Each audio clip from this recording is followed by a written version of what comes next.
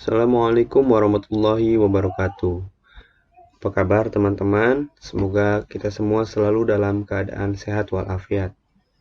Pada kesempatan kali ini, saya akan menjelaskan terkait rencana penerapan nilai-nilai dasar aneka di instansi atau lingkungan keluarga. Sebelumnya, izinkan saya memperkenalkan diri terlebih dahulu. Nama saya Abu Zar Al-Ghifari, saya dari kelompok 1 Angkatan 2 dan saya bekerja di SD Negeri Cikokol 2, Kota Tangerang. Nilai dasar yang pertama yakni akuntabilitas. Dalam hal ini saya akan membuat perencanaan dan melaporkan hasil pembelajaran. Ada sebuah pepatah yang diucapkan oleh Winston Churchill. Dia mengatakan bahwa he who fail to plan is planning to fail. Dia yang gagal dalam proses perencanaan sedang merencanakan kegagalan. Hal ini menunjukkan bahwa perencanaan merupakan sebuah proses yang juga penting, dan itu termasuk pada kita sebagai seorang guru. Proses perencanaan dan pelaporan hasil pembelajaran terdiri dari 3 fase. Yang pertama, fase perencanaan.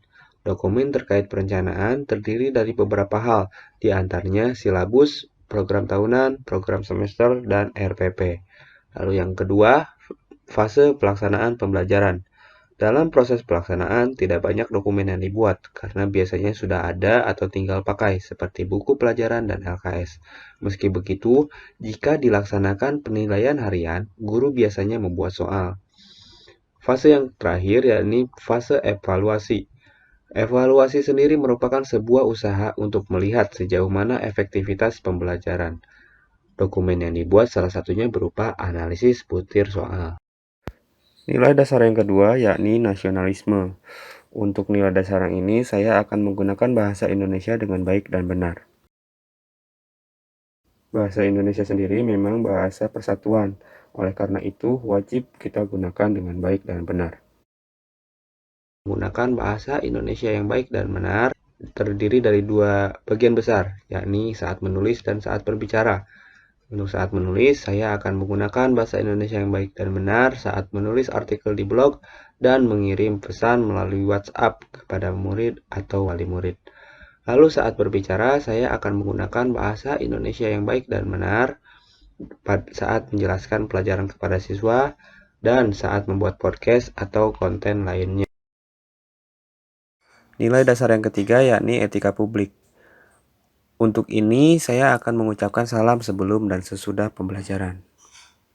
Salam memang merupakan adat sopan santun yang harus diajarkan dan dibiasakan pada siswa.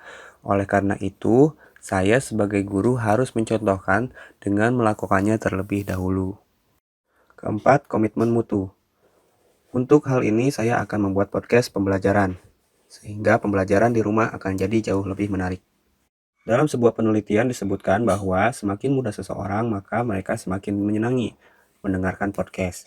Oleh karena itu, diharapkan bahwa dengan menggunakan podcast, anak-anak akan lebih senang saat melaksanakan pembelajaran.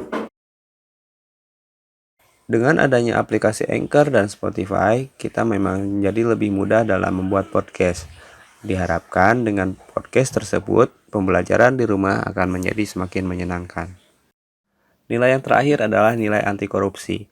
Untuk nilai ini, saya akan berusaha untuk tidak terlambat dan tidak pulang cepat, dalam arti ketika waktunya belum selesai. Menjadi orang yang tepat waktu memang membutuhkan pembiasaan, karena seperti pepatah Sunda, Allah bisa pedah biasa.